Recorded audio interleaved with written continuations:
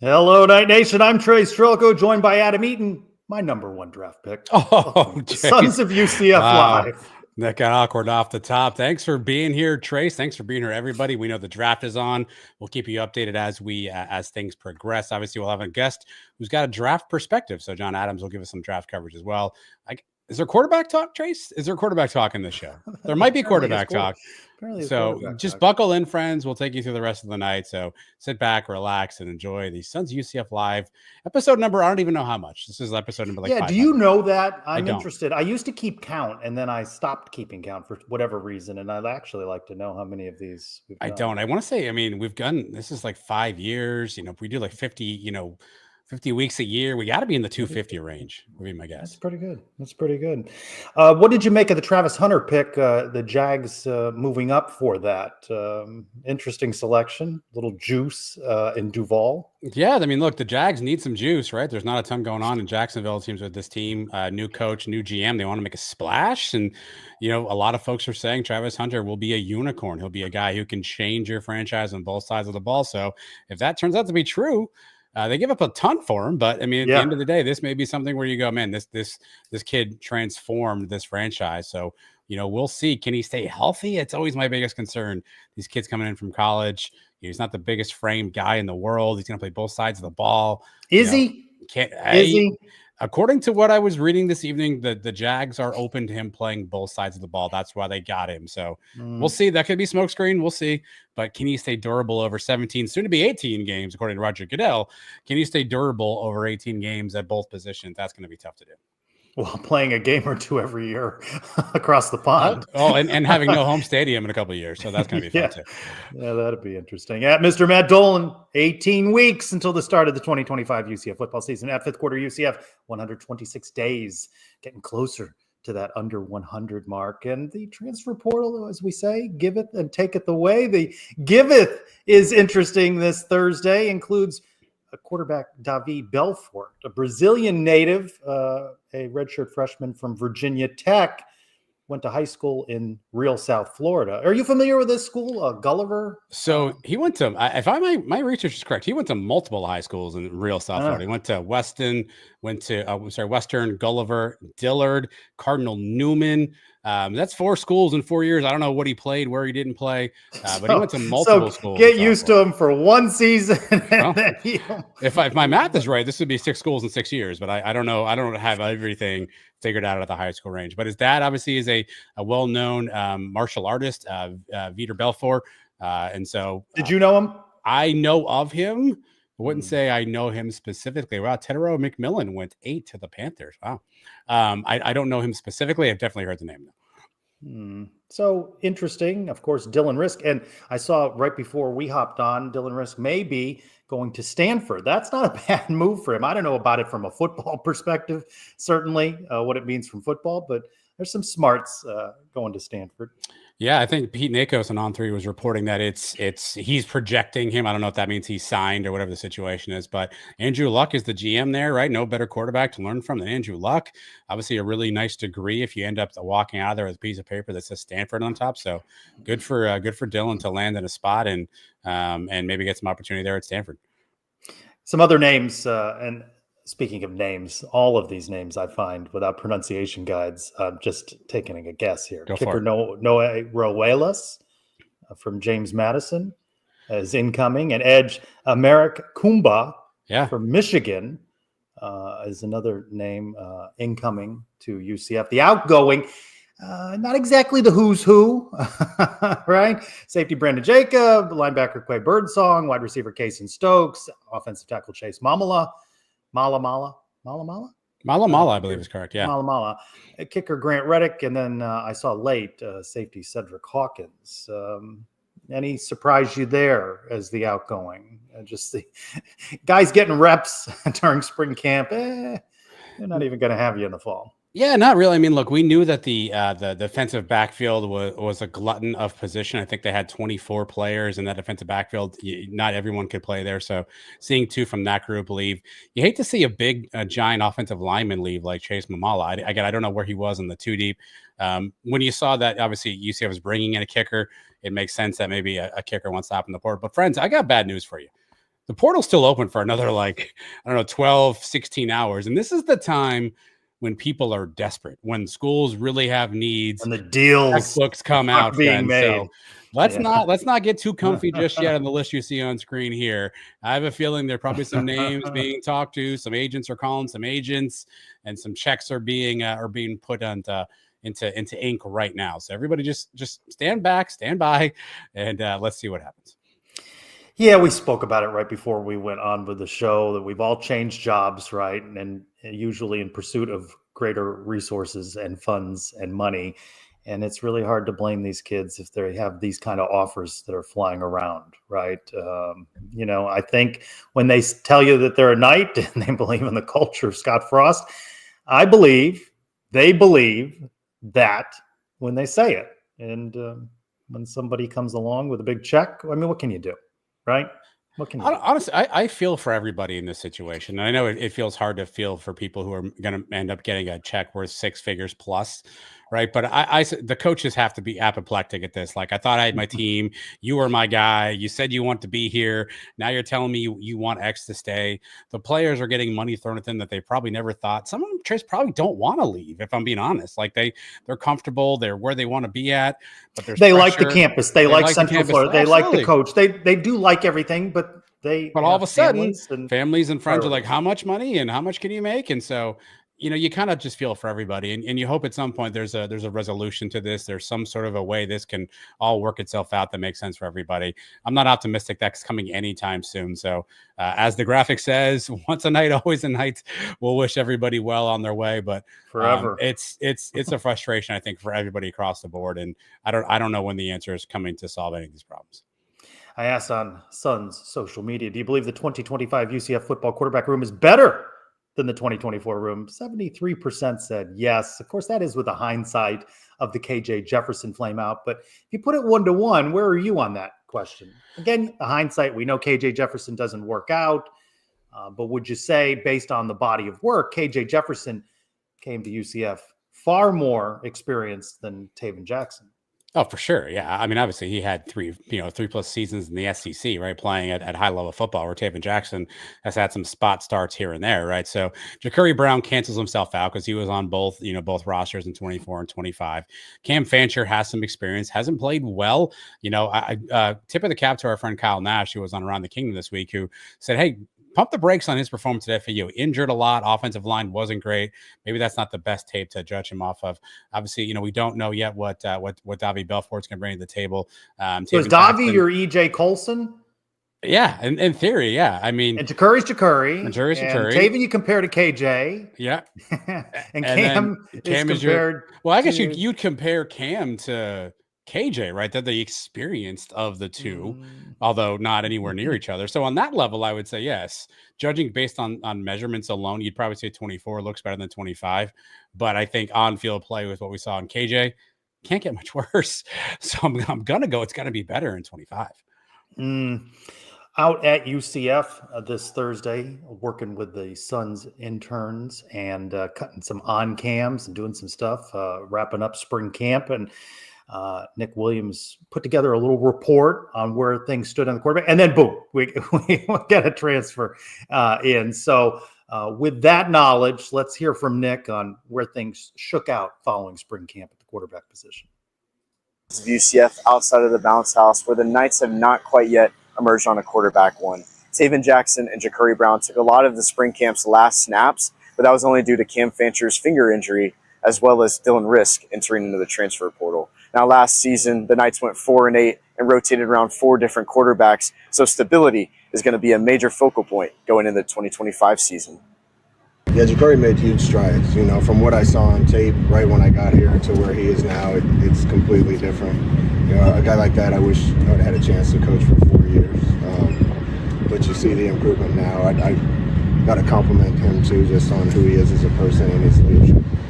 And influence amongst the team is really good. So there's definitely a place for him here, and we'll see how everything works out. Same thing. I saw Cam do a lot of really, really good things.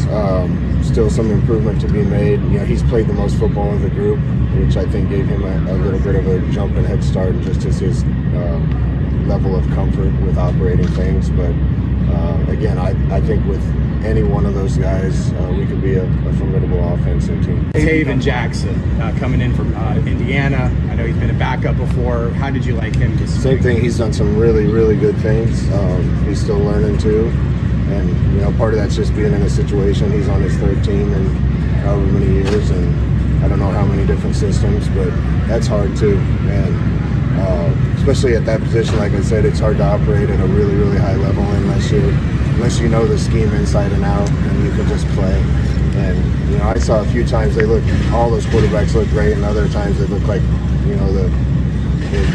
just paralysis by analysis. Everything's moving too fast. They don't know it cold, and that affects it a little bit. At that position too, if somebody messes up in front of them or runs the wrong route, the whole play doesn't look good and the quarterback doesn't look good. It's not always on the quarterback. So I saw a lot of improvement from all those guys, and the battle's not over.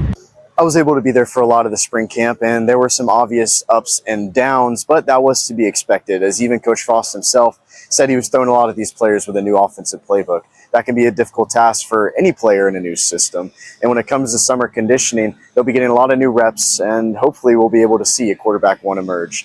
For the Sons of UCF, I'm Nick. Thank you, Nick. Not expecting, though, quarterback David Belfort to be in the mix for QB1, right? Why would you not, Trace? I mean, I think anything's up for grabs. I don't. You think? I assume that Coach Frost and the staff have an understanding of who that order looks like, but this kid comes in and plays really well. I mean, do you think they would say, "Hey, we're so married to our guy from the spring that we're not going to make a change"? So I think this job is still somewhat open. Now, does the road ahead, appear to be more arduous for a David Belfort? Probably. But I think he has an opportunity at least to make a name and make a mark. And, maybe after week 1, week 2, maybe he becomes the spark that this team needs. I know a lot of people are losing their minds. There's a lot of Mackenzie Milton comparisons. Davi's 5'11", 192, right? He runs pretty well. They're doing the Mackenzie comparisons. Again, I think we should all pump the brakes on that kind of stuff. But it just goes to show you in Frost's history, he's not afraid to throw a guy in there who maybe isn't fully ready yet because he has the right skills they need. So I don't think it's a shoo-in, but he's got a long road, but I wouldn't rule anything out at this point.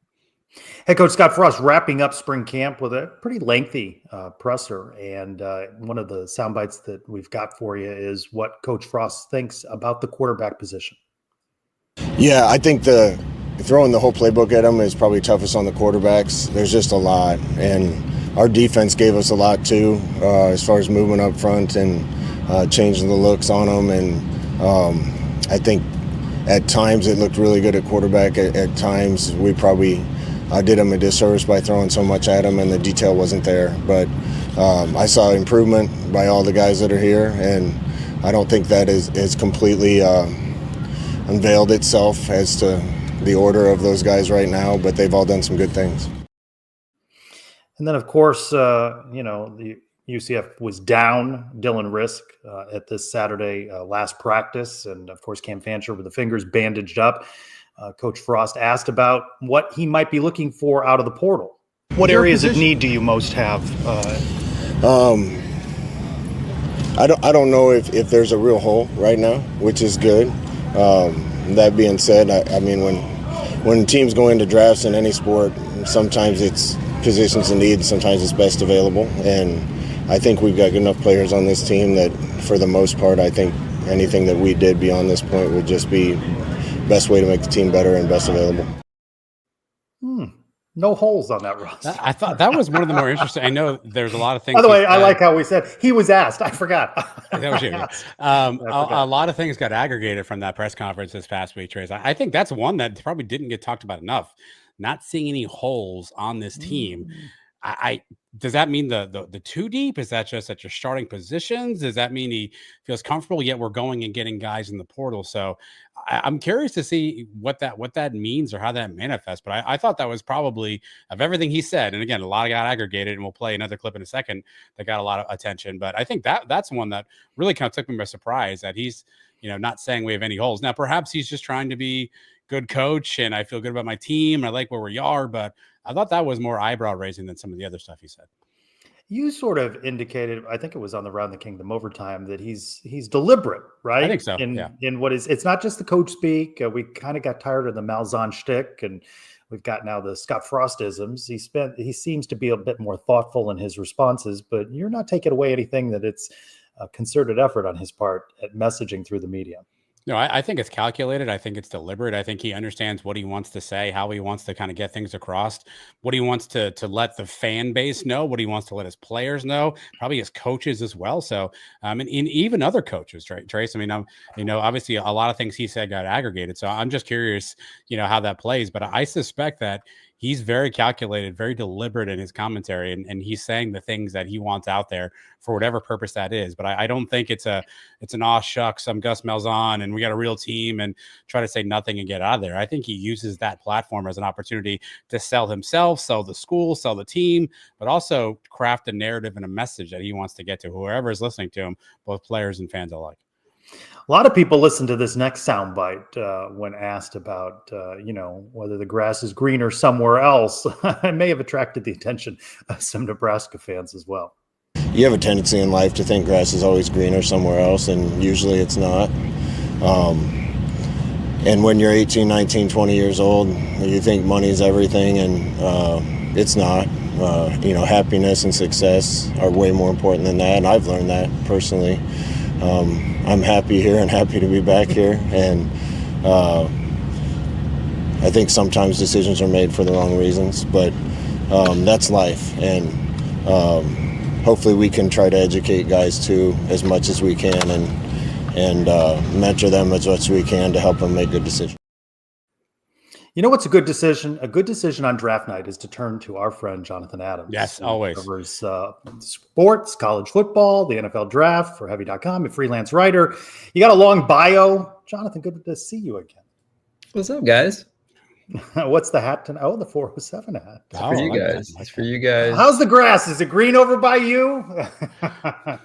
Depends. Actually, probably greener over by you, but my grass gets brown in February through like 6 months.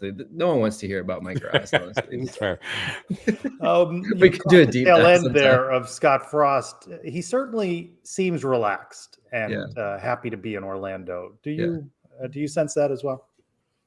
Yeah, I think so. I mean, you guys would have I'm kind of following. I want to get some intel from you guys. We're kind of following from afar over at Athlon, and but that's the sense I get, and it kind of is interesting because you hear the backlash from some of the Nebraska folks, and honestly, I think probably some of that is warranted, right? I think if you had some truth serum, I know Trace, you would love some truth serum with some of the interviews you guys get to do.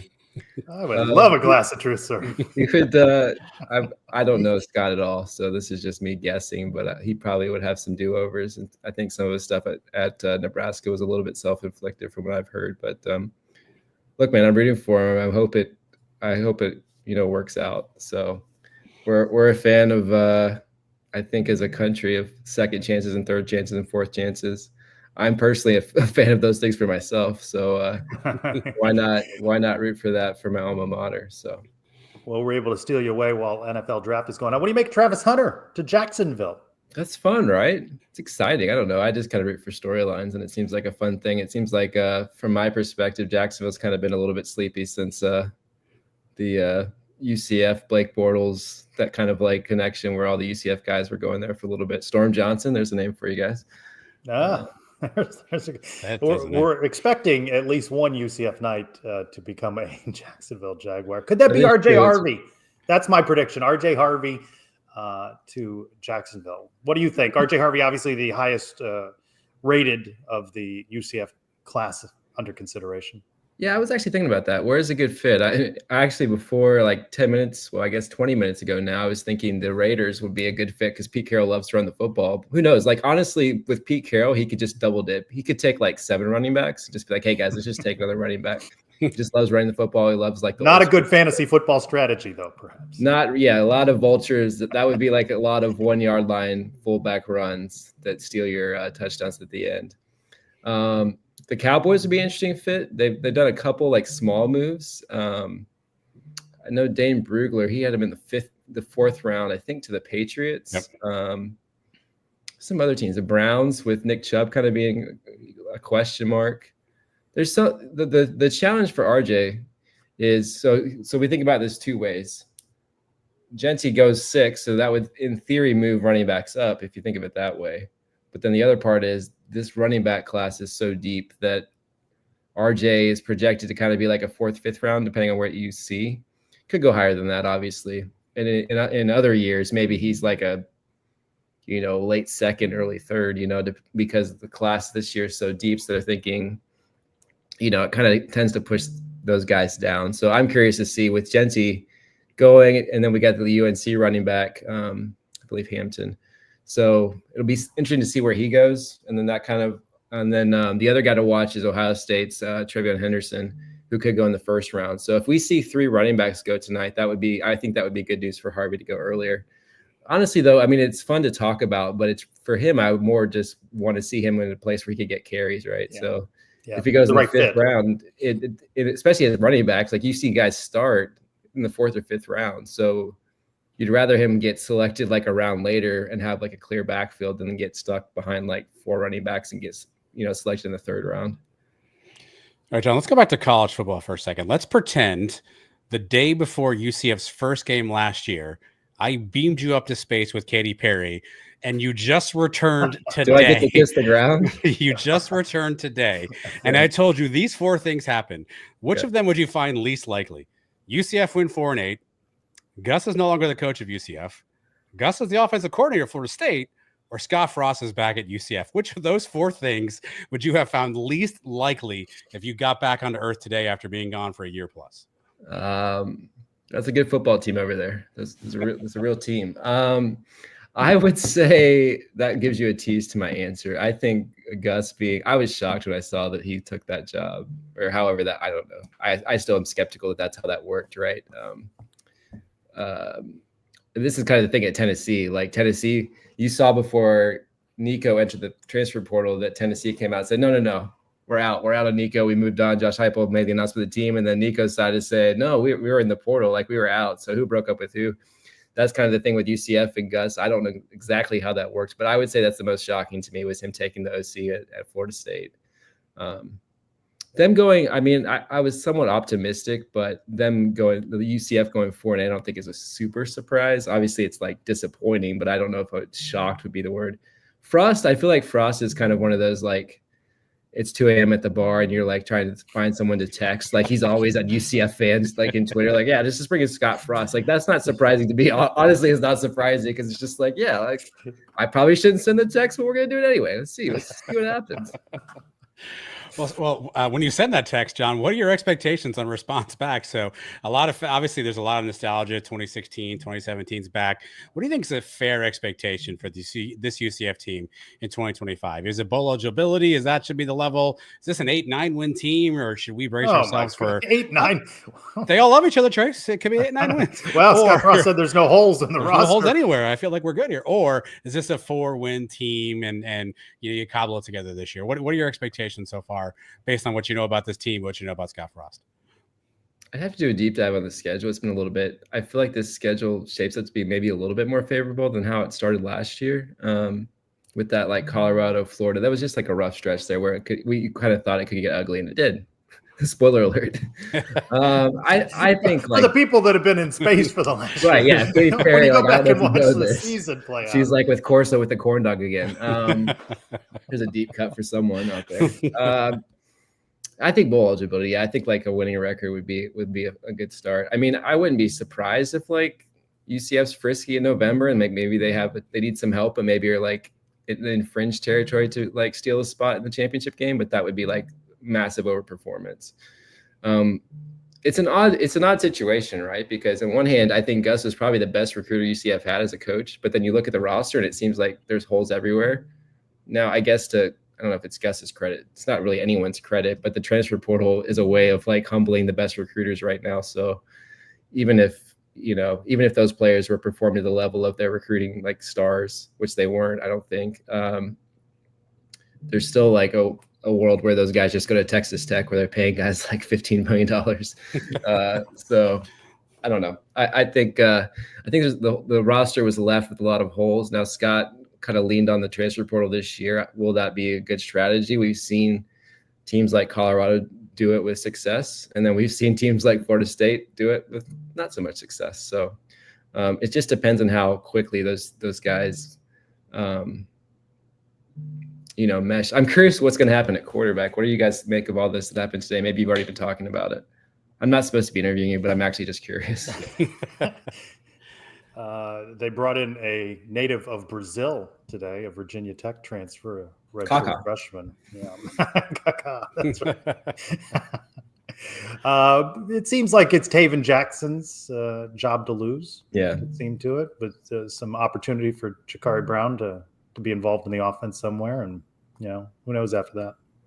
I mean, we follow this a lot at Athlon, just a lot of recruiting stuff, probably too much, but we have to write something every day pretty much. So if you look at his offers, the guy they just got from Virginia Tech, I mean, he had offers from Florida, Alabama, Florida State, Georgia. So it's super fast. I'm curious to see if his arm's there. I feel like UCF fans are probably tired of hearing this because like every year we get like a big guy. UCF gets a big guy from like one of these notable Power Five, and then like it's like November and he hasn't played yet. So I don't know. I don't know what to make of it, but at least he has a strong pedigree and he's young. And that in Virginia Tech had a talented quarterback room there. It's just they didn't do much this year. I'm blanking on the guy's name. He was like an NFL prospect there for a while and then just kind of tailed off at the end of the season. So I'm interested to see what happens there. I want to go back to Adam's question. Can I throw in a fifth choice? Bill Belichick is the head coach at North Carolina. Does that change your original answer with a fifth choice? Are we also adding like a sixth choice of like his dating age range there too, or is that off the table? It's all on the table, John. It's all on the table. I would say okay. So we're down to honestly no. I think I still go Gus at the OC because like. There's a world where like Belichick is just trying to stick it to all the NFL teams and he just takes it. I mean, it's surprising. It's probably that'd be like the runner up. That's a high profile game 3 matchup there between North Carolina and UCF. Bill Belichick against Scott Frost that everybody saw coming. I went out on a limb on Around the Kingdom and said only one UCF guy be drafted, RJ Harvey. What do you say here? More than one for you or? Got a corner. It looks like Mac is projected to go in the 6th round right now. I know we're trying to see what happens with Kobe. Seems more like he's going to be an undrafted guy.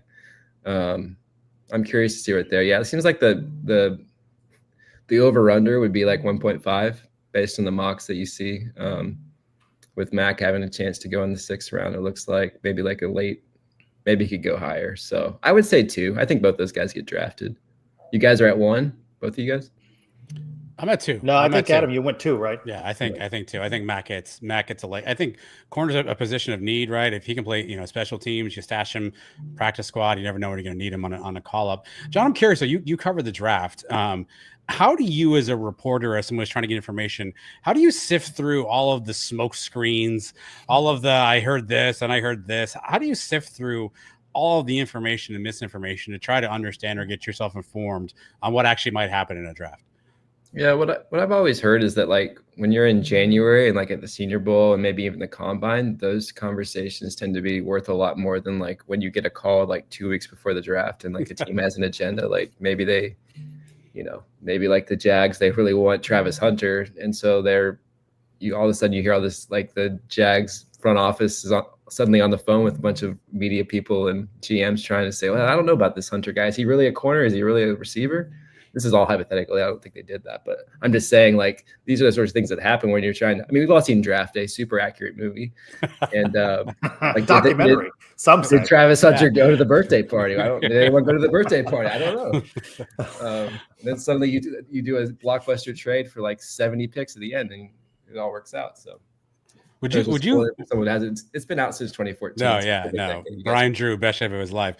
John, would you play Travis on both sides of the ball in the NFL? Would you let him play both receiver and corner? I would. Yeah, because I mean, and it doesn't really matter what I would do, because if you look at what they just did, they're going to do that. That would be my sense, because they just basically, the thought process, as I understand it, not from the Jags, but just like being a human, listening to stuff like you guys are. They were at the 5th pick. They're trading a boatload. If you think about it, like, hey, we're going to use our 1st and 2nd round pick for a corner and a receiver. They're basically like, well, why don't we just get the best guy at both positions and play him? And I mean, that's kind of it. To me, that's what I'm curious what y'all think, but that's my sense when you make a trade like that you're kind of like, okay, we're going to play this guy as many snaps as possible. Do I think that he can play as many snaps as he was at Colorado? I don't think that would be wise. But I would lean towards hitting the accelerator button more than like playing him 5 plays on offense, but especially when you're like, I mean, no offense to the Jags, but I mean, I don't know who's necessarily starting over him at those positions. I mean, obviously they have Brian Thomas, but cornerback and then the other receivers, I just think he's going to immediately be better than the rest of the guys. So UCF's own Gabe Davis. But who are they being conservative for other than like his career? UCF's own Gabe Davis is there, John. That is true. That is the thing that is happening.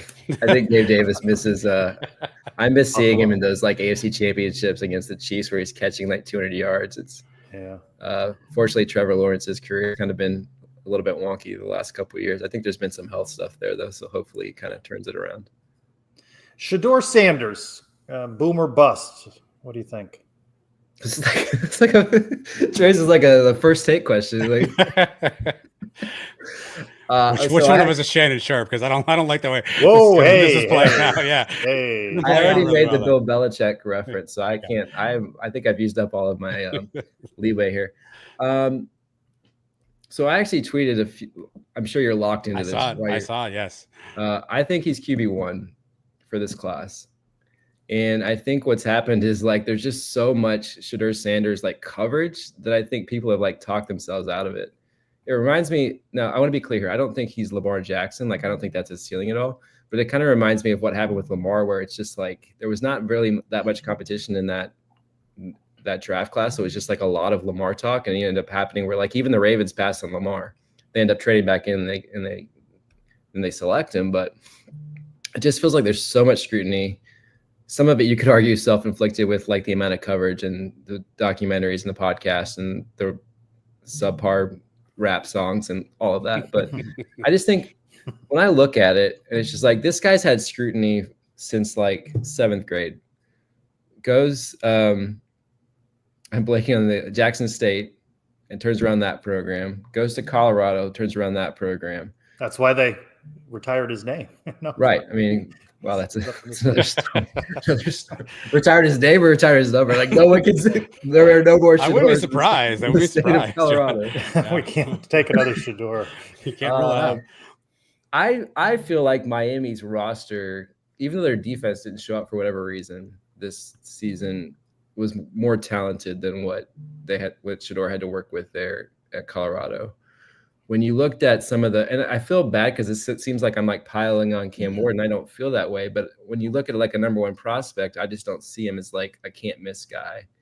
And I'm not saying Shedeur is that, but it just seems like there's so much question marks about Shedeur, and I'm not seeing that same skepticism for Cam. When you look at like some of the things that concern me about Cam are the turnovers, some of the late game stuff. You looked at like the last 2-month stretch, especially that Syracuse game, where Miami lost that game, where they were kind of seemed like not an easy path, but a firm path to the ACC title game.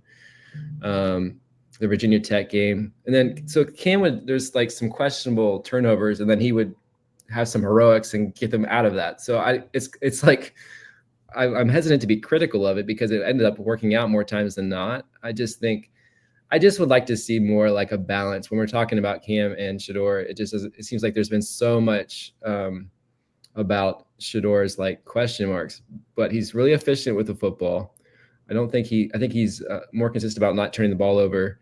I don't think he's definitely not as dynamic of a playmaker. But like, okay, so like the Andy Dalton comp that gets thrown around, like why is that necessarily like if you draft him, let's say the Steelers draft him at 20 or 21, you get Andy Dalton. Like I think I would say most Steelers fans would sign up for that. They may not sign up for it by like name because for whatever reason, Andy Dalton, we don't think has had a good career, but like he's a pretty solid quarterback for a long time. So do we think Shedeur should be like a top 5 pick? I don't know. But like if we have realistic expectation of what he could be, like I think he can be a solid quarterback. I just think there's a lot of fear about the other stuff that kind of comes with it and whether teams want to deal with that. Bring us up to speed on you. What are you working on? Trying to retire, man. No, I'm actually really hard at work. We're all trying to retire, man. Trying to live the life of choice. No, man, I always see you guys. You guys are just interviewing. Like, I don't know when you guys sleep, honestly, because every time I look, your face is like walking around interviewing someone at UCF, which I appreciate from afar. No, I'm doing a new project over at Athlon. It's kind of I haven't really announced much. I know you and I have talked on the side, but I've been tasked with leading a new group of writers, which is really exciting. And so we started out with covering Ohio State, Georgia, and Tennessee. And then I pushed for UCF to get added to that mix. So right after those three? Yeah, actually. So I got those three, and they were like, it was a hard bargain. I was like, I know people are fighting over UCF as much as Ohio State and Georgia. But my point in saying all that is I really want to see UCF's coverage increase. And so we've added UCF, and you'll probably see some more Athlon stuff popping up in your feed. Hopefully it's good stuff. My goal is for us to be the top national site covering UCF. Now I want to, Brandon's been here for a long time, so he's in a different category, but I'm just talking about like a lot of what you see at UCF is either like ESPN sends a beat reporter for like one game a year when they're playing Colorado, or you see like fan sites where it's more of a fan perspective. But what I'm talking about is like a national site like Athlon, which we are covering UCF on a daily basis, which is outside kind of like the recruiting sites. You know what I'm saying? So we're kind of in that little sweet spot where we want to be like daily coverage. We want to be what fans want to read, but we also want to be giving a national perspective. So it doesn't just sound like I'm just like Scott Frost's neighbor, I guess you could say. We're trying to give like a balanced thing. So we really would appreciate all the UCF fans, if you see Athlon stuff popping up in your feed, to click on it and read on. And my messages are always open on Twitter or any of that. So you can, if you're really angry at something that we write, or you don't like it, or you want to see more of something, like I'm really open to feedback. But every time that you're reading those stories, it signals to Google that UCF is something people want to read. It also signals to Athlon that there's a big enough audience of UCF fans that want to read our content. So sorry, that's a really I know it's kind of like a pluggy thing, but it's just something that we kind of have to do. And so I'm excited about it. And I fought to get UCF added to like these big name teams that we're covering, because I think that it can be like a big time program in terms of the coverage. So what is your must go to road game this fall? Are you going to Waco, Lubbock, Manhattan, Cincinnati, or Provo? Going to Waco so I can check out the games extravaganza. No, I would say I really wanted to. I've not been to Utah. I've been to the airport once in a layover, but I've not been really. Does that count? Do you guys count airport things? No, that's my one time in Salt Lake City, and I don't count it. Nice airport though. Seems beautiful views. Yeah. So I would like to go to that game. I will tell you guys what, man, Kansas State, when I went to that game, people were so hospitable. In fact, I've been promising the Kansas State fans a story on my travel site. And so that's still happening. I'm still working on it. So I feel like I got a lot of followers from Kansas State that want to see that content. So I really want to go back there just because the fans are so awesome. And that I know you were there, but like the environment there, especially at night, was just incredible. And I just think it's an underrated. So I want to go back there, and I want to go to the BYU game. What's on the top of y'all's rankings? Begins and ends with Lubbock. No, no, Waco. I'm really interested in Waco. I agree. The whole experience there with the sailgating and all of that. The BYU trip occurs over Thanksgiving. I know. Weekend, so that's rough.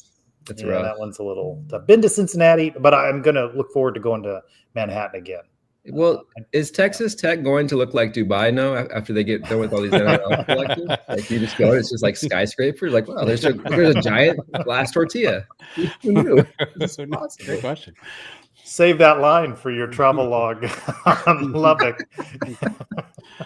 Jonathan Adams, freelance writer working with Athlon. Be sure to follow him on Twitter at John D. Adams. Thanks so much for spending a little bit of time with us talking NFL draft at UCF. Thanks, guys. Enjoy the 3 days of NFL draft coverage. I know you guys will be locked in every moment of that. Thanks, John. Thank you. I believe we missed the Dallas Cowboys pick. I did hear you mouth championship. I thought I saw you go championship. No, you did not say no. Offensive lineman. Listen, we need an offensive lineman in Dallas. We lost a bunch off there. Zach Martin retires, so we get the kid from Alabama to fill in a guard, perhaps. So I'm okay with that. It's not sexy, but you got to build to the lines at this point. So I mean, what the heck? What are you gonna do?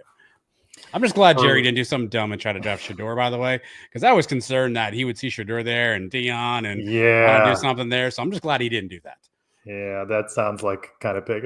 If he's still there, their next pick. I was concerned. Yeah. We continue now our recaps of spring camp, and we turn to our intern, Dwayne Jones, who takes a look at things along the defensive line. We got a close look into the development of this UCF defensive line, with defensive tackles coach Kenny Martin and defensive run game coordinator and edge coach Mike Dawson. This season, John Walker is returning to the line off of injury, and the Knights were able to retain two standout edge rushers in Malachi Lawrence and Nigel Kelly. To boost this defensive line, they also brought in transfer from Georgia Tech, Horace Lockett. While both coaches are confident with their rooms, this spring was about cleaning up bad habits. Baby steps is how Coach Martin described the process of his group's development these last few weeks. Man, the great thing about it, man, again, this is just the first page of it, right? I still have the summer. I still got fall camp until before we hit the season. But this is really just the groundwork that we're laying, the foundation of learning how to be physical at the line of scrimmage, right? Teaching those guys great hand placement. Man, knowing that all my power comes from my hips, legs, low back, right? Being able to run my feet through contact. Because again, a lot of people have bad habits that I'm trying to erase, right? Because a lot of people came from a two-gap situation. I want these guys to narrow their stance, get off the ball, and we'll figure it out after that ball snap.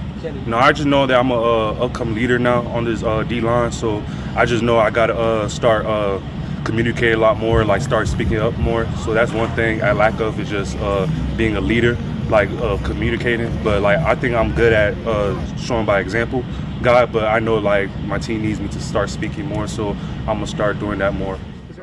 Yeah, the parts for me is getting to know these guys and their personalities, kind of how they take different ways of being coached, and what's their how do they learn the best, I guess. So that part's been fun for me, and then on the field, as we kind of get used to each other and they understand my drills and the flow of it, they get better and better at it. So that part, it's been fun with these guys. That we're experienced is the little things that we learn from Coach Dawson, teaching us our first step, where to place our hands, when to turn our hips, when to reach for the quarterback. So just the little things right now that we're experienced now. With my long arm, with putting my hips up under me, with my get off, with my pad level, with my feet work, everything he's teaching is helping me progress my game. Creating havoc in the backfield and maintaining a violent mentality is exactly what this defensive line is striving for when the fall comes around.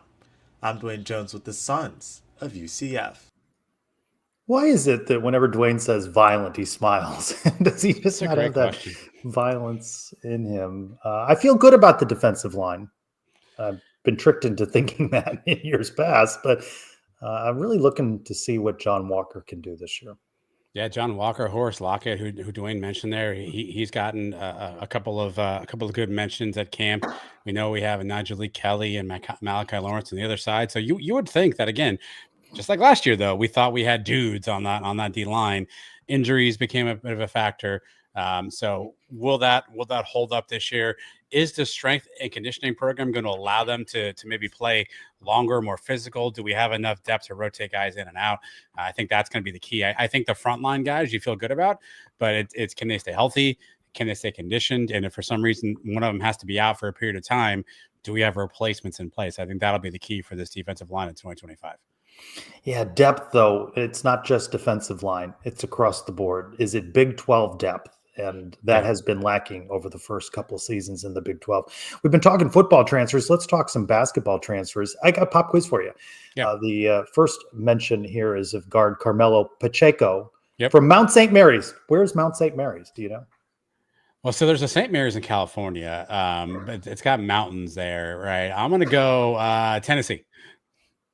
They're the Mountaineers. They are from Emmitsburg, Maryland. Right, just as I thought. Yep, right. The DMV, where they have secured some talent. Why did you? What was that? What was that? You were drawing it? DC, Maryland, Virginia. Okay. Yeah, I was trying. Okay. A little triangle there. Good for you. And guard BJ Freeman from Arizona State. By the way, last week we were enraged that Mustafa Jah could be rated by a fellow Big 12 school, but I'll take a guy from Arizona State. BJ Freeman, though, Arizona State via Milwaukee. So this will be the third player on UCF's roster that has now come from the hotbed of basketball that is Milwaukee. Mail Pacheco, by the way, 41% shooter from three. That's crazy, right? That's a good clip.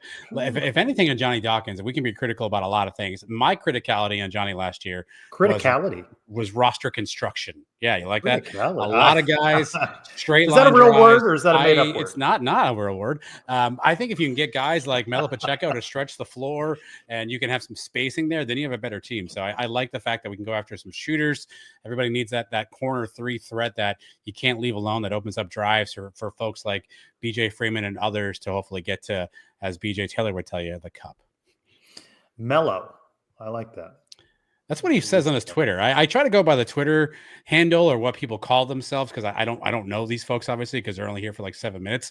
But on his Twitter profile, he had 7 months. He had Melo Pacheco, so Melo it is.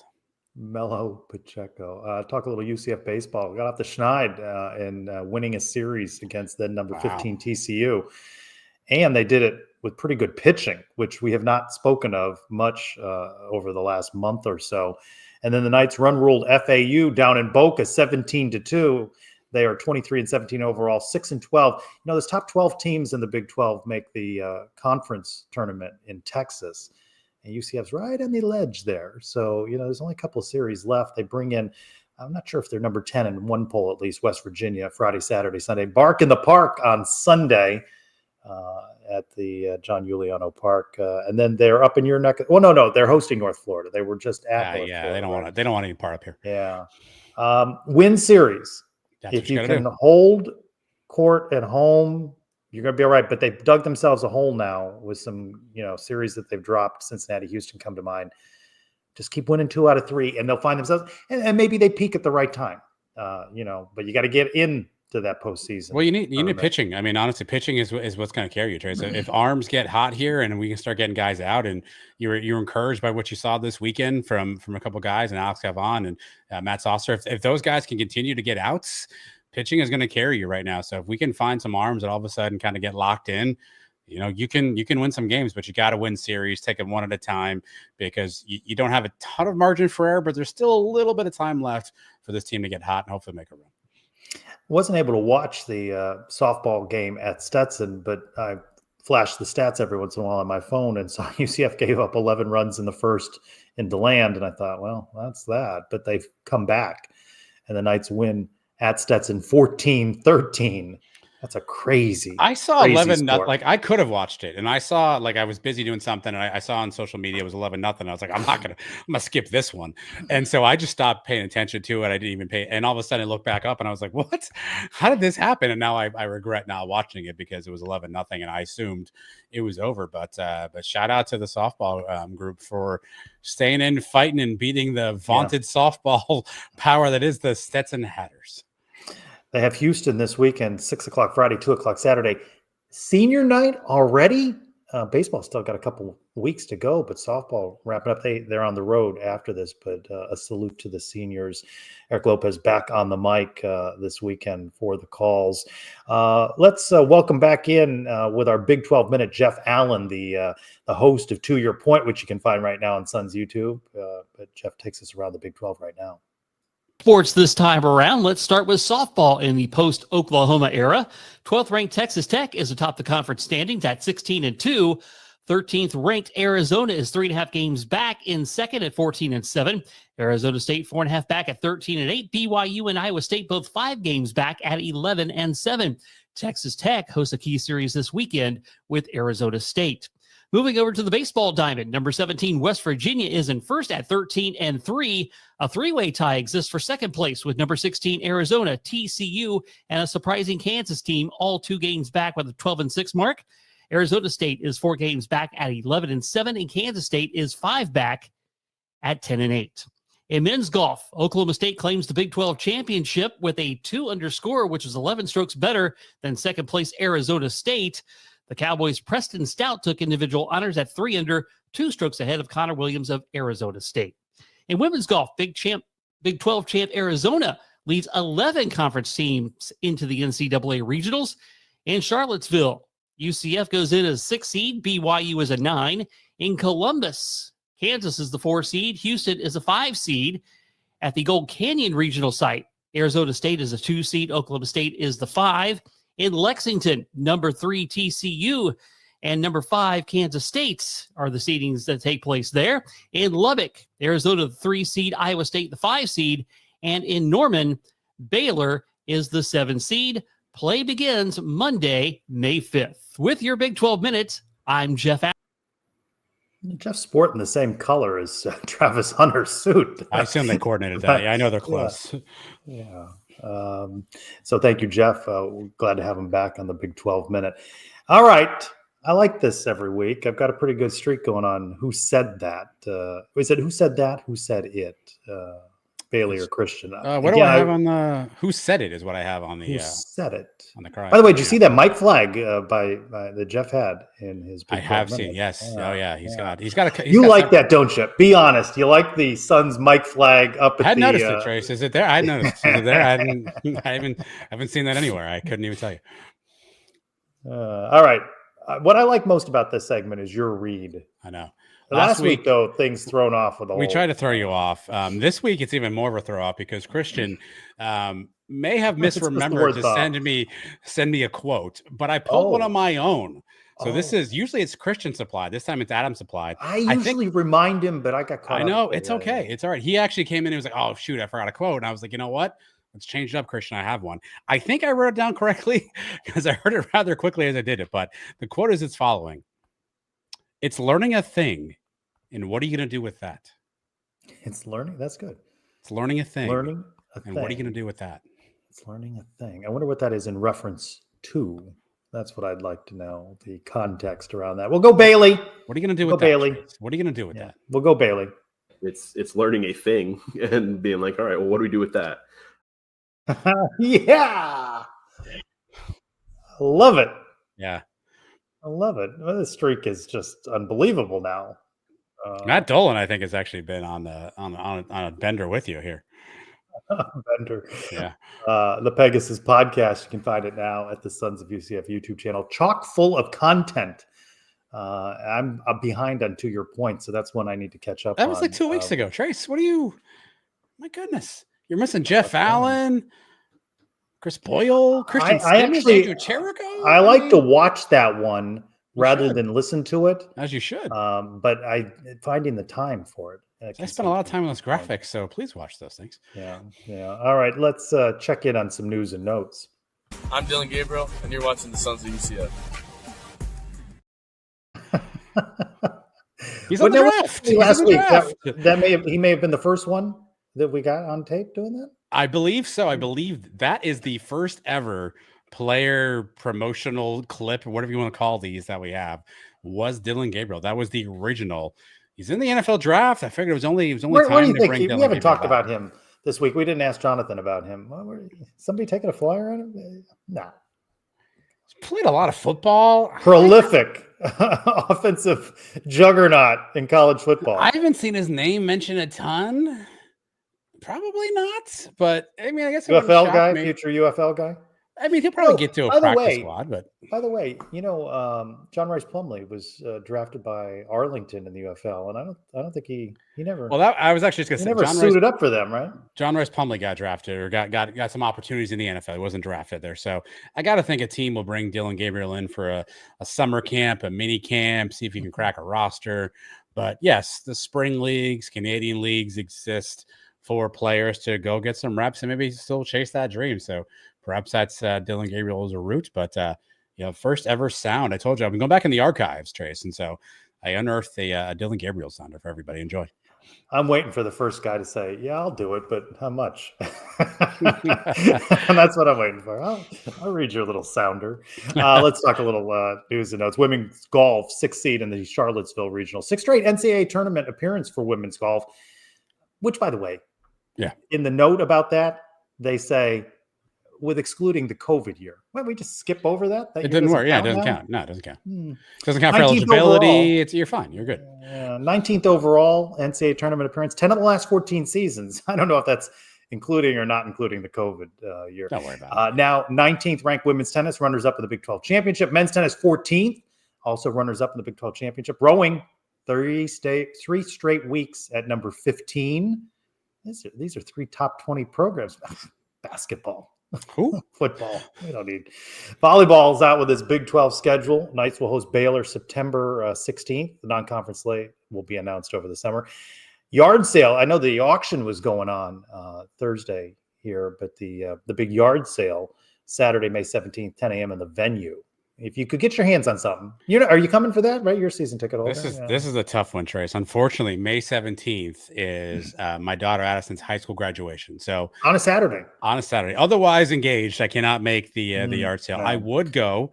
I always enjoy the I want the things you can't get elsewhere. Soccer jerseys, I think, are always cool if you can get your hands on some of those. Some of the practice tops and whatnot you see folks wearing with some of the unique logos. I'd be in for that as well. I actually don't really want the football stuff. I don't really want the basketball stuff. Give me some of the unique things I can't get anywhere else. I think that's what I'd be in for. Is the high school graduation indoor, outdoor? Indoor. It is an indoor event. Actually held at the University of North Florida at the Osprey Arena there. Swoop. So that is where graduation takes place for many of the schools here in the greater Duval and St. Johns County area. What's the big party thing going on? Little gathering post graduation here back at the Hacienda. So have some friends, some family kind of swing by here. So a little small muted celebration for Addison. It's interesting. Obviously, everyone graduates the same day, so she's got a litany of parties to go to after our event. So she'll be on the party circuit. So I'm sure we'll get a wave and a nod and a thanks for the education, mom and dad, and then on to the next pool party. Early congratulations to Addison, UCF bound. She has not changed her commitment. She has not changed her commitment. No, we've got signage. I think we made graduation announcement cards that say UCF on them. So we're locked in, Trey. I made graphics. When I make graphics, that means we're locked in. Did you make them yourself or did you outsource that project? I did. No, I did make those myself. Outsourced to who? Who am I outsourcing to? I don't know. You got all the interns chasing around interviews and whatnot. I got nobody to make graphics around here. Crying out loud, I'll make it myself. Jeez. 17 of you and wanted me to make videos. Welcomed in Kyle Nash from the Black and Gold Banneret on Around the Kingdom. Eric Lopez otherwise occupied. And always good to mix it up with Kyle. Of course, I see Kyle a lot on coverage of various sports. It was nice to banter with him. And we have a clip from this week's show.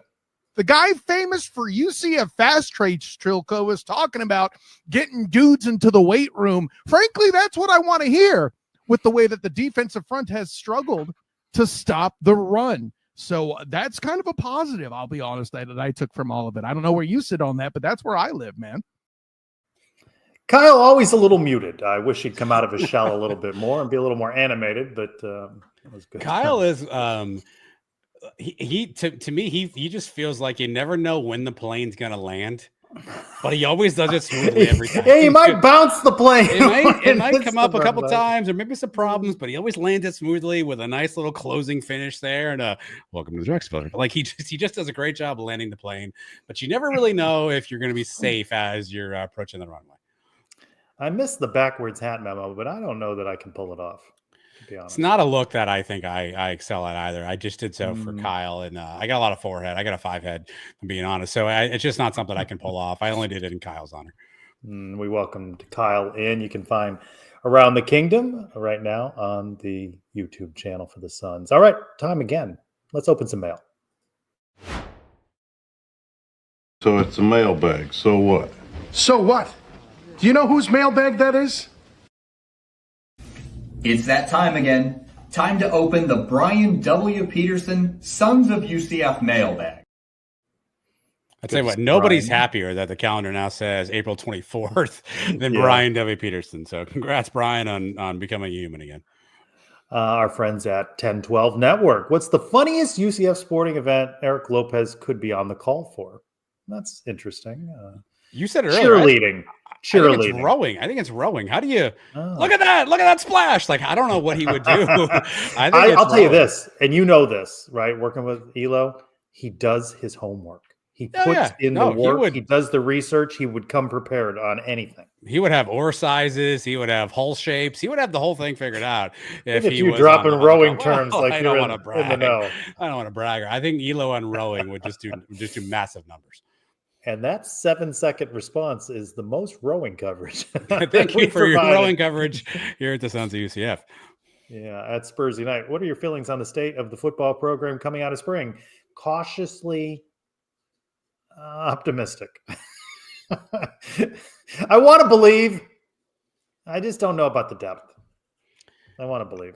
I think it's positive vibes.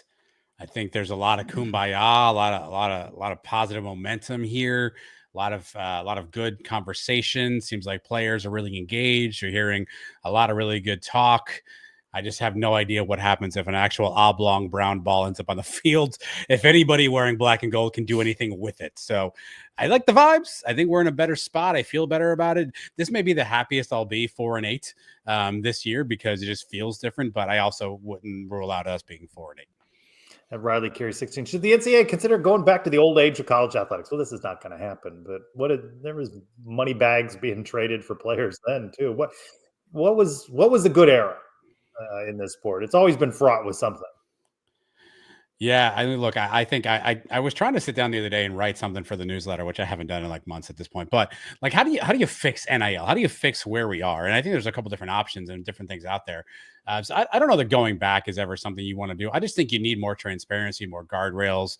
Scott Frost has been very vocal, Trace. I'm surprised, actually, very vocal about coaches himself specifically hate the second portal window. They do not like the spring window. I just think there's some things you could maybe do to make things a little bit easier, a little bit amenable for everybody. But again, who are the adults in the room making these decisions? Apparently, some judge somewhere up in the Northeast is going to rule all of college athletics for us now. So we'll just see how that all shakes out. But I don't know, going way, way back is the answer. But there's got to be a better way to do that than what we're doing right now. Well, like Golden Knight _2 wants to turn the clock back as well. Has NIL ruined college sports at this point? It's turned a historic cultural experience into a pay-for-play farm league. If you had a choice, would you turn the clock back to where NIL doesn't exist, or do you prefer the system we have now? I don't think that the system that existed was fair to players. They are making universities millions of dollars. I mean, for all the bemoaning, Nick Saban made $11 million as head coach at Alabama towards the end of his contract, and he did it on the backs of players, right? So I can understand why they want some money. There do need to be some rules in place. This unlimited free agency. I mean, it's a guy is 1 year at a school. I mean, and maybe not even 12 months at the university. When are all the classes being taken? Not even. Brandon Jacob got here in January. He's already in the portal now. I mean, he hasn't been here more than 4 months. My answer to this is right church, wrong pew. I think we absolutely needed something. I think there had to be something to balance this out. I think where it ended up is just not the answer. So yes, I agree. There should be some way to think about monetizing the athletes and supporting what they do. But this isn't the answer. Fake NIL for pay for play. Like, let's just professionalize this, do something at this point. So right church, wrong pew. But I agree with you. Something needs to be done. This just ain't it. Yeah. And I don't have confidence in their ability to pull it together. Who's they though, right? Who's the they? That's the problem. Well, and then the judge in this house settlement throws things for a loop and tells them to get their act together. And so that house settlement, which is complicated, maybe we'll go on into it a little bit more around the kingdom next week, but that's a mess too. At Emptiness 4, Michael, you've been named UCF football head coach. Congratulations, Mr. Choose one of the 2-year players and a favorite child to retire numbers. Who would it be? Now I like the 2-year players. Are there any 2-year players? I actually had to think about who qualifies on the 2-year player list. You promised a season ago that you were going to go on a campaign for a certain player. It's coming up. It's coming up. The season's now we're dying. I actually was just going through the archives the other day, found some interviews with this individual. So the signs are being made. The campaigns are being. Are you doing the graphics, or was one of the the graphics jokes? I mean, there's nobody, Trace. Graphics guy right here, and they're not even that good. No, actually, I'll give you. Oh, by the way, I'm incorrect. Matthew Turman at UCF Report does a great job with graphics. Maybe I'll deputize him to make us some graphics for who should be in the UCF Hall of Fame. Who's the 2-year guy? Give me Kylan Fox. I think he's been here 2 years. So let's retire his number. What's he done? Is already we're retiring? Who am I choosing between here? Give me Kylan Fox for the 2-year guy. And what was the other one? My favorite child. I mean, I was gonna say Grant Reddick. We have the same hair color, but he's gone. Love me some Ethan Barr. He's gone. Give me one of the. Don't there like multiple Hinshaws on the team now? Give me a Hinshaw. There's another Hinshaw. Yeah, give me a Hinshaw. Interesting. We should, when the roster gets solidified in the fall for however many weeks that is until guys do what they did last season and opt out during the season. Let's make some predictions on who plays 4 years, how many play 3 years, how many play 2 years. 3 years. There's a sweet spot. How many play 3 years? Trish, I think it's easier if I pulled up the roster right now and just named a name and asked you to tell me if this person's actually on the roster. You cover UCF as closely as anybody. And I guarantee you I could name you a name right now and you would have no idea if that person's actually on the roster or actually not on the roster. I don't even know if they've updated the roster now with these latest names. Is Is Grant Reddick on the roster? Is Dylan Risk on the current roster? Have they updated it? I haven't checked that. Dylan Risk, by the way, did tweet this evening that he has signed with Stanford. So good for Dylan him. Risk making it official. Good for him. Grant do you Reddick, root for? Are you in the you don't care what happens to him after they leave, or do you root for him? Do you feel an affection for him? I think there's a small percentage of player, less than 1%, that I'll have any sort of acrimony towards. Everybody else is more so just apathetic. Neutral? Yeah, like if I turn on the game and Stanford's playing and he's playing, and I'll watch and I'll hope he plays well, but I'm not going to go out of my way to find the Stanford game to see how he's playing. Remind me what league Stanford's in? Exactly. The they're ACC? in the Pac Mid WC. No, are they in the ACC? They're in the ACC. Yes. Yep. So Dylan Risk could have a game at Miami in Florida State. Homecoming, hometown hero. Oh my goodness! Well, good luck to you, Dylan Risk. Good academic school. Yeah, certainly. So good for him. Yeah. To me, he leaves with a moment. And when we talked about guys that are entering the portal, not every guy leaves with a really cool UCF moment. And he had a cool UCF moment. He had one of the best games all around that quarterbacks ever had at UCF. And that space game win. Yeah, I don't think you're going to find somebody who has a negative thing to say about Dylan Risk. Was he the best quarterback that we ever saw? Was he going to win a Heisman Trophy? Probably not. But I don't think you have anybody that's going to say bad teammate, didn't work hard, didn't try, wasn't account. Like I think he all around good kid. For whatever reason, decided that this wasn't the stop for him anymore and wants to move on. And again, it's kids like that for me. I'll continue to say good luck to you. And if you're on the TV and I'm watching, okay. Again, there's a small percent of player that has left UCF where I'm like, you know what? I kind of hope you suck for the rest of your life. I find like when I saw Parker Navarro play for Ohio, and of course they were in the Cure Bowl, Ohio. I was happy for him. I mean, he moved around and found a better opportunity for himself. I just think it's funny, right? Dylan Risk was down on Gus Malzahn's depth chart, right? Maybe the fourth quarterback, and maybe he wasn't much higher on Scott Frost's depth chart. He's going to contend for the job in Palo Alto. Is that how that works? Who knows? You know what? I mean, it's all system. It's all fit. Frank Wright is the interim coach this year, former NFL head coach, is coaching at Stanford for just this year as an interim. So maybe he gets coached up, get some NFL level coaching. I mean, look, anything's possible. And so I'm not going to root against these guys, but again, I'm not going to go out of my way to go find them and buy their jersey. At UCF_Zach, call your shot. When the new football jerseys are unveiled this summer, will they be widely popular because of Frost and our desperation for any good UCF news, or generally disliked because of trifling Terry that he has largely lost the fan base? I think if you go in with tempered expectations, as Scott Frost is trying to teach us as a fan base, maybe you'll be surprised by the uniform combos. If you go in unrealistic, you're likely to be disappointed.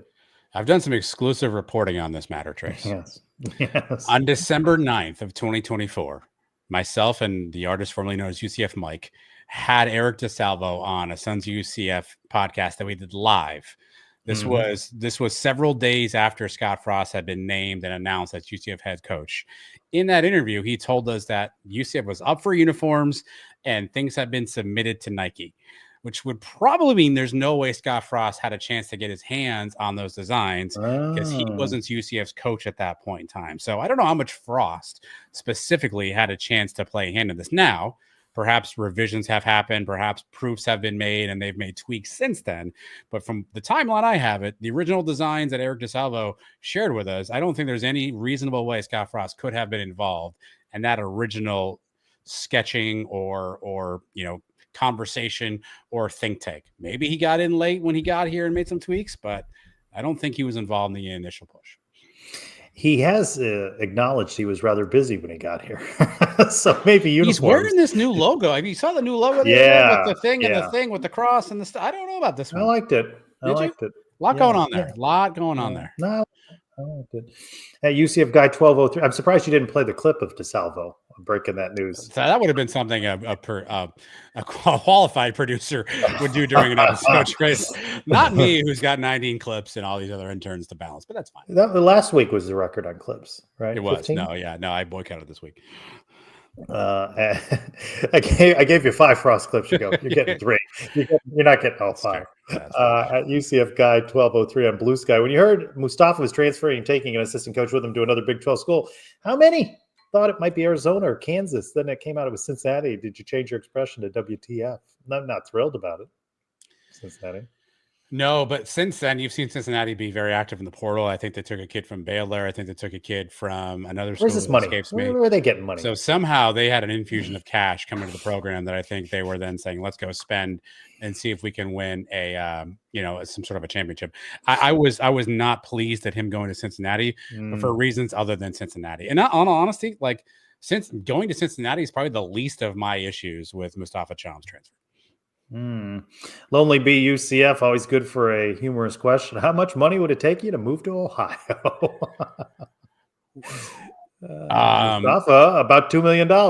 Is this a one-time sum? Is this like an annual salary? I'd live situation? Anywhere for a certain amount of money, right? I'd go anywhere.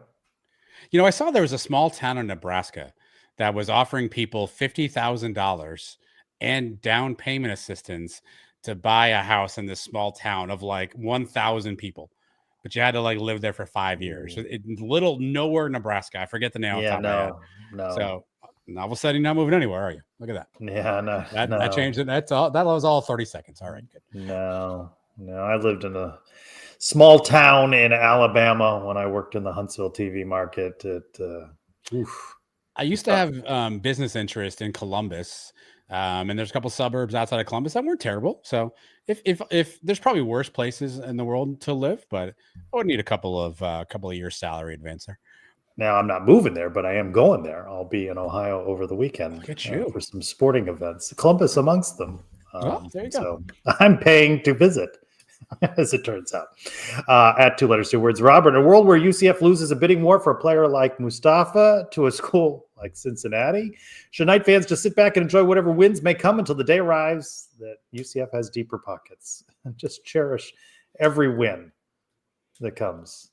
And study the non-conference slate because your future team is coming from that school, right? That's really your only Milwaukee. 2 from Milwaukee. We didn't play that other, but that's really your only option at this point, right? Like either say I'm just going to enjoy what it is and just root for my team and hope we do well, or I'm going to turn it off and not going to root at all. Those are your 2 options at this point. So I choose to want to watch sports more than I would want to do something else. So I'd rather watch UCF than not. So I'll do that. But those are your only options at this point. Either just accept where it is and root for the team and hope they do well, or turn the TV off and act like it never happened. At Lisa Vanderway asking about the transfer portal. Seen a lot of players leave the women's team, but no announcement of players coming in. I think there has been now an announcement. Can we get an update on that, Trace? Or do you have? I know. I believe there was one. What was her name? No, I'm not sure. Lisa asks, "Are we going to have a team next season?" A little men's team's filling out, but women's team they've seemed to have lost more than they brought in, and that is going to be a challenge. Mr. Matt Dolan, which NFL team do you hate the most? And if RJ Harvey was drafted by that team, would you want him or to carry that team to a Super Bowl victory? Who's your hate team as a Cowboy fan? Besides you hate the Cowboys. That's actually the answer. Giants or Eagles would be the 2 teams I would not want to see a UCF guy go to. So would you be happy for RJ if he was on one of those teams and they won Super Bowl? No. No. I wouldn't be mad. I wouldn't. I don't know. Yeah, I wouldn't love it. I think the Giants are way far away, so I'm not worried about that, though. Yeah. Savannah Scott, by the way, is who signed at UCF. Trace, can I get a quick scouting report, Savannah Scott? You cannot. Okay. I have not invested the time. She's a 6'5" center. Holy Christmas, 6'5". Wow. Yeah. Dang. Where from? Oh, great question, Trace. Don't know. Somewhere in Arkansas. Arkansas, it looks like. Played at Arkansas or a school? Not that Arkansas. In Arkansas. Different Arkansas. Yeah, just a different Arkansas. It doesn't really say on this graphic here. At Knights_407, where do you see UCF football in 10 years? 10 years seems like such a long time. So 10 years ago was the 2015 season. And if somebody had asked you in 2005 about the 2015 season, that was a long year. I think in short of what we all want from UCF. So what now? Holy Christmas. That was a great reaction. 6'5". No, that was Holy Christmas was a great one. 6'5". I think that UCF is the farm club for the Power Four. I understood it to be we're the future of college athletics. So I don't know why that would change. No, I don't see that banner anywhere. But if you see it at the yard sale coming up on May 17th, snag it. We have a bonus question that came in here, by the way, Trace. This is from Marty Helwig, who DM'd us. Oh, yeah. He was. You got to let me know about those because, as you know, I've abandoned any hope of restoration. Yeah, no, you should get in these DMs. You have some fun here. No, I'm not comfortable because I don't. Some of these you should be comfortable. I feel like these are private. I don't feel like the people think they're talking to me. They think they're talking to you. They're not all exciting. Marty asked, he was under the impression that beginning in the 2025 school calendar, UCF would start getting a full share of Big 12 revenue. That's actually technically correct, but not. That doesn't kick in until July 1. So that's when UCF started. So that's when that clock kicked. So it did not start in January. And he says, second, does that mean that there should be more money available for basketball, Trace Drucker? Well, it's going to be interesting to see what all the shakeout in distribution of revenue is. It would seem to me that there will be more money for men's basketball. Yes. There will be more money. Will it go to men's basketball? I guess that's the question. I think there will be more money to men's basketball as well. You would hope. Yeah. I mean, if you look at the sports on the campus, right? We know about football. You got to put men's basketball second in revenue, right? I mean, what else would there be in revenue generation? Yeah. Averaging 7,000, 8,000, 9,000 fans, second in revenue. Plus the TV dollars Big 12 gets, right? So you're not wrong. I just don't think UCF can invest in men's basketball enough to be competitive consistently in the Big 12, right? But yes, it'll get more money and it'll get some better players. But whenever you talk about UCF's getting more money, other schools get more money too.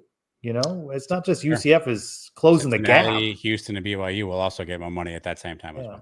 Not closing the gap. So, all right. Thanks, everybody. Quite a few questions this week. All right.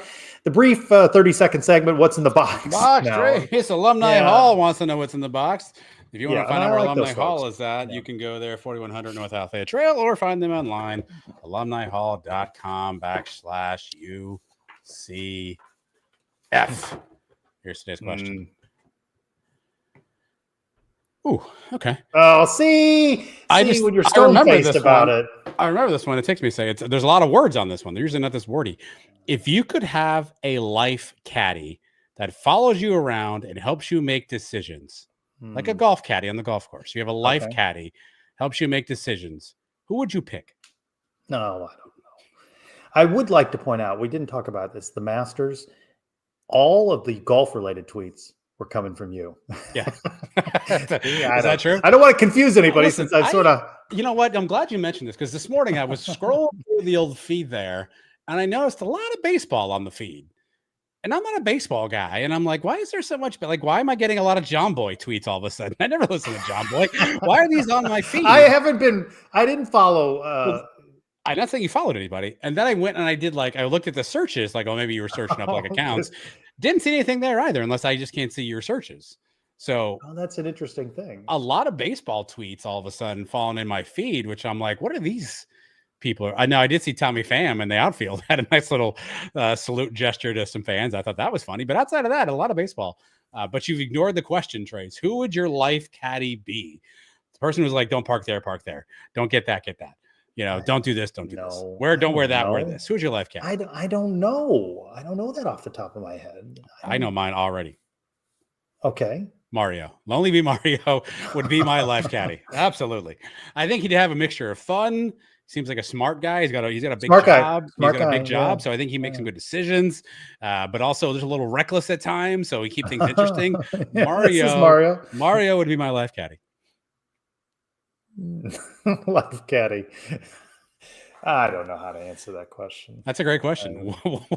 Would they have to have a fork and knife and a holster for you? Oh, come on, no. John Boy is a good follower. You're not wrong, Matt Dolan. Troy's right. But you're not following John Boy, right? I don't think that I am. They have good breakdowns. I do find their stuff interesting when they do the one I saw in my feed that I was like, how is this here? Was the Seattle catcher may have been tipping pitches by swinging an arm one way or swinging an arm the other way. And then the Blue Jays pitcher got mad and they circled each other for 5 minutes and all the people from the bullpen ran out and everybody looked mad and they went back to their dugouts. And that's not something I would normally consume. So on my old Twitter feed, I followed things involving the Cubs, but I'm not comfortable in following Cubs related content on the Suns account, but it doesn't mean I don't look up the accounts. So maybe the algorithm. Well, I can't wait to learn more. It's been about a month or whatever. I guess I should try Elmo's failed site again to see if I can. It's the part that really gets me that I can't delete my old account. And so it's still there. I'm looking at it right now. You're still there. Yeah, that's the part I don't like. That's the part. I can't wait for more Pete Crow Armstrong information, but I would need to know who your caddy is, Trace. You have not declared who. He hits a home run the other night, and the announcer says PC. So they call Pete Crow Armstrong PCA. Of course. So the announcer's home run call is PCA annihilates that ball. And I loved that. That can't work. No, I loved it. Eric Lopez is rolling over in his grave. He's not dead, but if he was, he would. That's not. I don't know. I don't know about the life caddy thing. I don't know how to answer. Let me give you some options, and you tell me yes or no.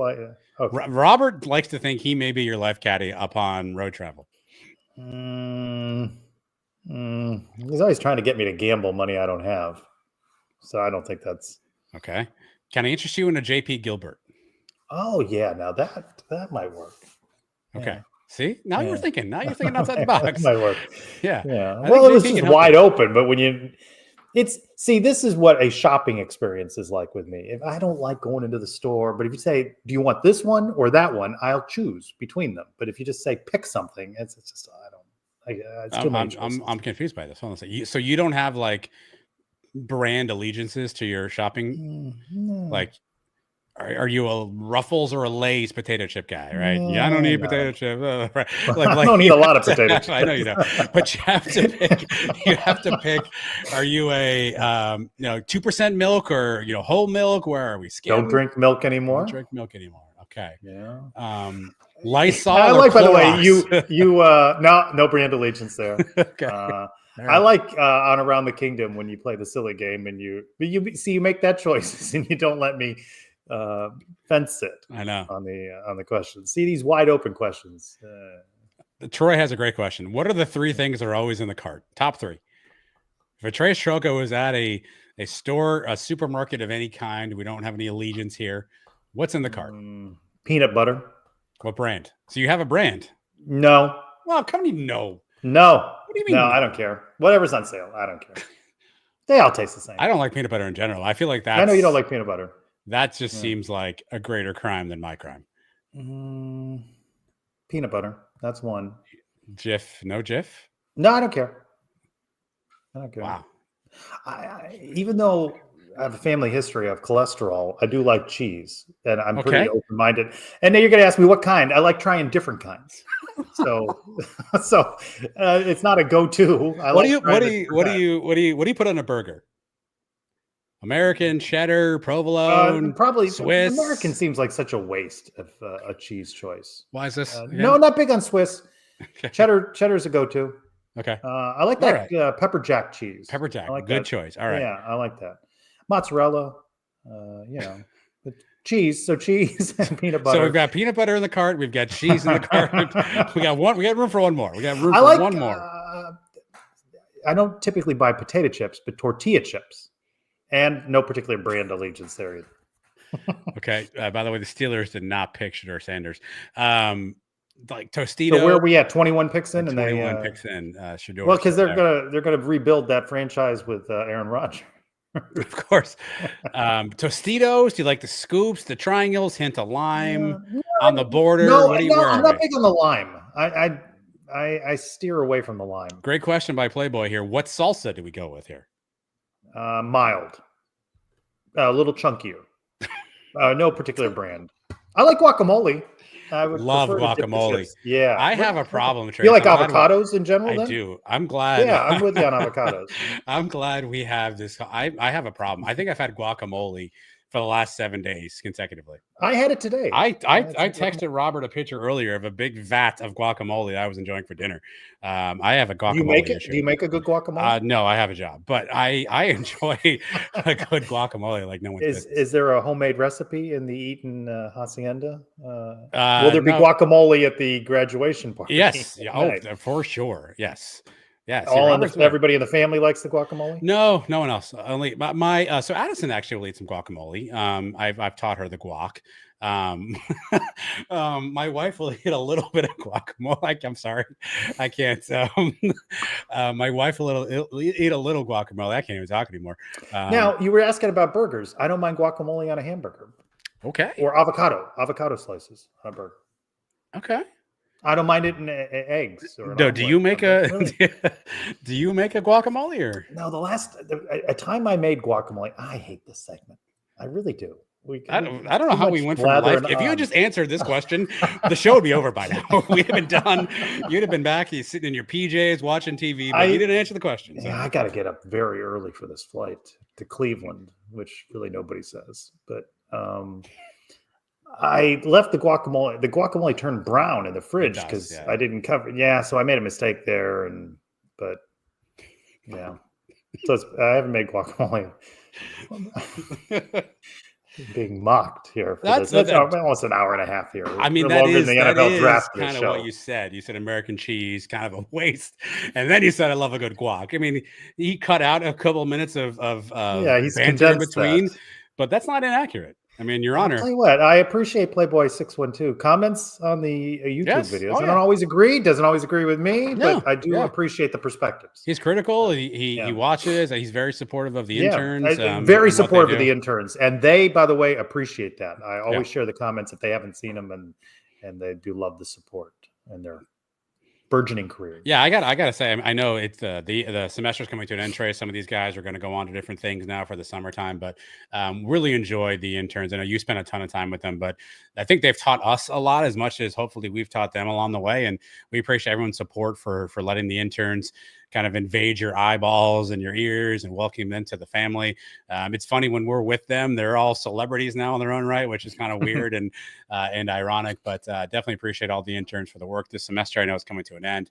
Hopefully they'll stay around in some capacity. Hopefully they get on to great jobs, but it's been a lot of fun working with this crew. I posted a picture on Instagram. Yeah, there's some talent in that group, Chase. They're going to be a force to be reckoned with, whatever they do. So really appreciate the opportunity to work with those folks, and hopefully we'll continue to see them around UCF soon. But tip of the cap to all of them. They are the embodiment of once a night, always a night. Ooh. And I have appreciated working with them as well. I get to see them on a daily basis, very consistent in their coverage. They have been the backbone of our spring football coverage. Have appreciated. I mean, early mornings, right out there with the 9 a.m. media availabilities. Got to get out there 8:30 and set things up and get the video clips, and they've all come through. But semester not over yet. They're studying and they got final exams, but baseball goes for a couple more weeks. We got softball as well, and we've got folks covering things. So very appreciative. You mentioned it, like we learned from them as well. And for sure. I feel connected even more so to UCF because of them. And it's good getting to know all of them. Andrew Gregg, a little shout out to Andrew, whose birthday was yesterday. It also, I mean, makes us better, right? Like every video, and I don't know if people realize this, but every video we make for them, that's going on their reel to show a prospective employer, right? So I want to get the graphics right, I want to get the sounder right, I want to get everything right, because that's going to be what they're going to use to go try to find their next career move. So for everybody who takes time to watch that and give them feedback and comments and support and everything, it may be for us content that we're showing you all, but for them it's their resume and what they're going to do in their life. So it's really been important for us to be a part of it, and we appreciate everyone who's been supportive of them, and hopefully you'll continue to do so, whatever capacity they move into as well, outside of UCF or even in UCF. Continue to make sure you follow all that group. That's right. All right. I want to thank Jonathan Adams for being with us, talk a little UCF football, NFL draft, and all of you for hanging out with us or catching us on the replay if you were otherwise occupied with the NFL draft. For Adam Eaton, I'm Trace Trelko. Go Knights. Charge on. Digging in the crates, Trace. Javon Baker. Thanks for watching the Sons of UCF. Javon Baker. This is the Gabriel Javon Baker show. It's NFL themed. We got draft going on. Sure, Sanders.